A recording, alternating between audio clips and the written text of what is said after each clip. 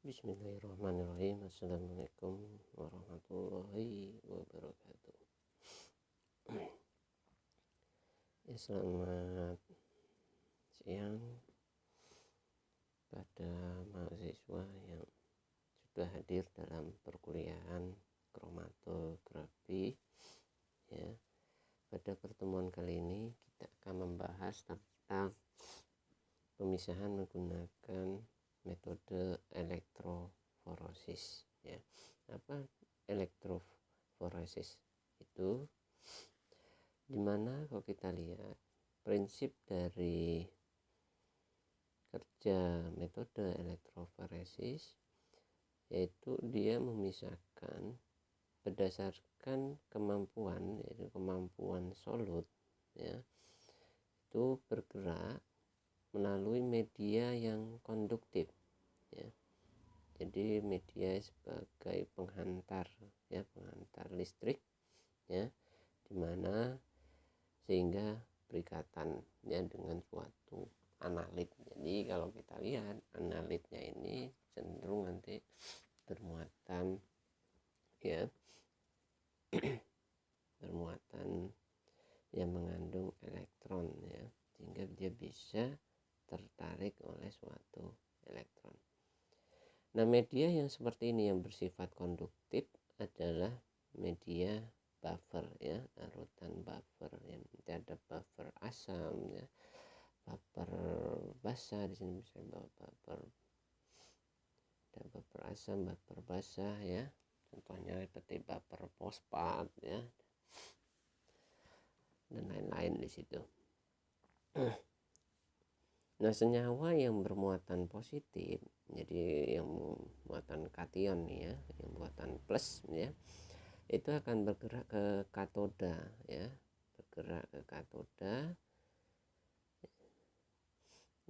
sama-sama bermuatan plus, sedangkan senyawa yang bermuatan negatif akan bergerak ke anoda, jadi senyawa-senyawa kation di sini akan bergerak ke katoda, sedangkan senyawa-senyawa anion akan bergerak ke anoda.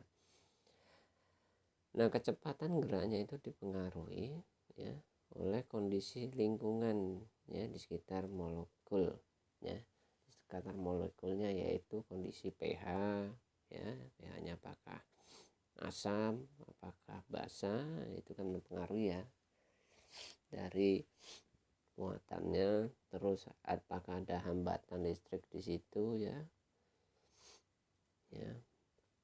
terus dan ukuran pori-pori fase diam, Terus di sini bisa diaplikasikan bisa diaplikasikan untuk ion-ion anorganik tadi, kation, anion itu, logam kation, protein, DNA, karbohidrat, dan sampel-sampel biomedik lainnya, sampel biomedik itu ukuran pada pengukuran darah gitu, Nah, ini spesifik untuk sampel-sampel seperti itu, sampel obat agak susah, Nah, di sini untuk elektroforosis sendiri dibagi menjadi dua, berdasarkan ada tidaknya bahan pendukung atau bahan stabil media. Yang pertama yaitu metode bebas cairan atau disebut free solution method. Yang kedua metode dengan penstabil media. Nah, kita bahas yang pertama dulu, yaitu metode bebas cairan atau free solution method, di mana metode ini tidak mempunyai bahan pendukung atau penstabil media. Sampel dimasukkan ke dalam tabung U yang telah diisi dengan larutan buffer, Sampel dimasukkan dalam tabung U, tabung U di situ yang diisi larutan buffer sebagai mediator. Terus medan listrik diaplikasikan, yaitu tadi ada katoda dan anoda diaplikasikan, dan analit akan bergerak sesuai dengan muatannya tadi ya. Tinggal muatan analitnya apa. Kalau dia bermuatan kation, di situ dia akan lari ke medan listrik yang katoda. Kalau dia anion, ya bisa lari ke medan listrik anoda. Nah, metode ini telah digunakan oleh Tiselius ya, peraih hadiah Nobel 1948 dalam memurnikan protein. Jadi sering digunakan untuk memurnikan suatu protein ya dari pengotornya ya.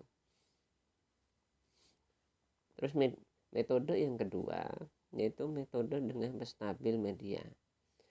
Karena dia penstabil media harus ada pendukungnya ya, bahan pendukungnya ya. Seperti sini adalah kertas, kolom packing atau gel ya. Nah, metode ini mirip dengan kromatografi ya. Hanya di sini ya, gerakan analit atau solut itu disebabkan adanya medan listrik ya. Jadi dia bergerak itu karena ada medan listrik. Kalau kayak KLT itu kan digerakkan karena ada gaya kapilaritas ya. Terus untuk kolom ada gaya gravitasi ya. Untuk PLC ada pompa di situ untuk menggerakkan ya kecepatan alir dari eluen tadi. Kalau ini yang menggerakkan ada medan listrik ya di situ ya, bukan fase gerak itu sendiri ya. Tapi prinsipnya ya hampir sama ya, terjadi pemisahan di situ, tetapi di sini fase diam dan fase geraknya berbeda ya. Yang di sini bukan suatu cairan buffer tapi medan listrik di dalamnya. Nah, sejumlah metode yang termasuk dalam kategori ini adalah elektrokromatographi ya, terus elektroforesis, elektromigration, dan ionoforesis ya. Nah, terus macam-macam elektroforesis itu ya, itu berbagai macam ya. Pertama di situ ya, dan elektroforesis kertas dan elektroforesis kapiler ya tadi ya. Ini untuk yang ada penstabil tadi ya. Itu dibagi lagi, ada elektroforesis kertas dan kapiler ya. Bahan penstabilnya apa? Yaitu yang pertama kertas, yang kedua adalah suatu pipa kapiler. Nah, untuk elektroforesis kertas ya, di mana kertas ini dijenuhi dulu ya, atau dijenuhi direndam kayak Anda merendam apa? Kertas saring gitu ya, di chamber gitu ya, dengan larutan buffer. Ya, jadi di sini direndam dengan larutan buffer ya sebagai medianya tadi sampai jenuh gitu ya. Dan sampel diaplikasikan pada salah satu ujungnya, jadi pada sama juga ya, pada satu ujung kayak KLT itu ya, pada satu ujungnya ya. Terus baru arus listrik di situ dengan kekuatan berkisar ya miliampere atau volt, yaitu 100 sampai 1000 volt ya arus listrik yang dialirkan. Nah, karena arus listrik ini dialirkan, jadi analit akan bergerak ya. Jadi sampel yang kita totolkan di kertas tadi yang sudah dijenuhkan oleh buffer ya, analit itu akan bergerak ke titik spesifik sesuai muatannya. Jadi muatannya apa di situ? Apakah dia bermuatan kation, apakah bermuatan anion ya. Nanti dia bergerak ya ke arah anoda maupun katodanya. Nah, jika diperlukan ya, kertas tadi itu dapat disemprot dengan frekuensi warna ya, agar pita pemisahan dapat dilihat ya. Jadi ini enggak kelihatan nih sama kayak KLT ya, kita semprot dengan reaksi warna. Terus berikutnya ya, elektroforesis kertas juga dapat digunakan untuk fraksinasi ya, yang dapat dilanjutkan ke analisis kuantitatif secara offline ya. Jadi kita bisa lakukan fraksinasi juga ya, jadi pemisahan yang lebih lebih spesifik ya ke arah fraksinasi. Nah, ini ya contohnya ya untuk elektroforesis kertas, di mana sampel tadi ya itu kan ada filter paper ya. Kalau kita lihat ya, filter paper, yang filter paper tadi itu ya, atau kertas saring tadi itu yang sudah dijenuhkan ya dengan larutan buffer. Nah, larutan buffer itu yang di dalam bejana ini ya, Nah, ini direndam di situ sampai jenuh. Nah, sampel kita totolkan ya di ujungnya ya, dari bawah ke atas. Nah, di posisi kiri dan kanan itu terdapat elektroda ya. Elektrodanya di situ bisa. Yang kiri adalah katoda, yang kanan adalah anoda, di situ ya, bermuatan positif. Nah, ini nanti tinggal dia larinya kemana ya. Ada yang ke arah kiri dari kertas tadi, itu berarti dia ke arah katoda. Cenderung ada yang ke arah kanan, berarti dia ke arah elektroda. Nah, sedangkan untuk elektroforesis kertas untuk fraksinasi yang bawahnya, yaitu tadi yang kiri itu ada suatu katoda, yang kiri katoda, yang kanan itu anoda ya. Sampel tuh ya kita totolkan dari atas ya, dia akan turun ya ke bawah berdasarkan kation ya, kekuatan kation dan anionnya. Nah, ini yang kita tampung ya untuk proses fraksinasinya. Nah, elektroforesis yang kedua ya tadi kertas, yaitu yang kedua adalah kapiler ya, dimana larutan buffer itu ditahan dalam tabung kapiler ya. Kapiler ya, itu ya, pipa kapiler itu ya. Nah, kayak tabung kayak pipet tetes itu ya. Nah, kecil itu tabung kapiler, dimana diameternya itu 25 sampai 75 mikron meter ya, kecil sekali ya. Nah, di sini ya, di tabung kapiler tadi itu dimasukkan larutan buffer ya di dalamnya, ditahan dalam tabung kapiler. Nah, di sini resiko panas ya, jadi apabila ada panas atau interaksi ya, atau kerusakan degradasi sampel di situ ya dengan bahan pendukung, itu dapat diatasi dengan penggunaan tabung kapiler tadi ya. Jadi dia bisa menghambat tadi yang panas ya, interaksi bahannya analit dengan bahan pendukung. Bahan pendukung itu misalnya kayak apa, media apa kertas tadi ya, seperti itu. Nah, ketiga, metode ini bebas dari cairan ya, jadi tidak terkena oleh cairan tadi. Beda sama kertas tadi ya, terkena oleh cairan buffer yang dijenuhkan. Terus sampel itu dimasukkan pada salah satu ujung ya, dan akan bergerak ke ujung tabung yang lain. Jadi salah satu ujung kapiler, terus dia akan bergerak ke ujung kapiler yang lain. Nanti hasilnya berupa elektroforegram ya, jadi seperti kromatogram gitu ya, tapi bentuknya seperti elektron. Jadi kayak hasil EKG ya gitu ya, elektroforegram kan, cek jantung itu ya, pik-pik seperti itu ya. Nah, skema alatnya kalau kita lihat dari elektroforesis kapiler ya, di sini kalau kita lihat ini ada pipa kapiler ya, yang diarahkan ke kiri dan ke kanan ya, dimasukkan ke dalam bejana, yaitu ya, yang satu bejana mengandung anoda ya, source reservoir, terus yang katoda ya, katoda negatif ya, di situ destinasi reservoir. Terus kapilernya ya, baik ujung kiri ujung kanan itu ya, nanti bisa dimasukkan oleh sampel ya. Nah, di dalam anoda maupun katoda itu dikasih power supply ya, power supply ya, dimana nanti di ujung akhir pada katoda itu ya, nah itu dikasih detektor untuk menghasilkan suatu elektrogram ya. Dan ini ada revisi dari saya tentang katoda tadi ya. Katoda itu nanti bermuatan negatif, dia menarik oleh kation yang bermuatan positif, sedangkan anoda bermuatan positif, nanti dia menarik anion yang bermuatan negatif ya.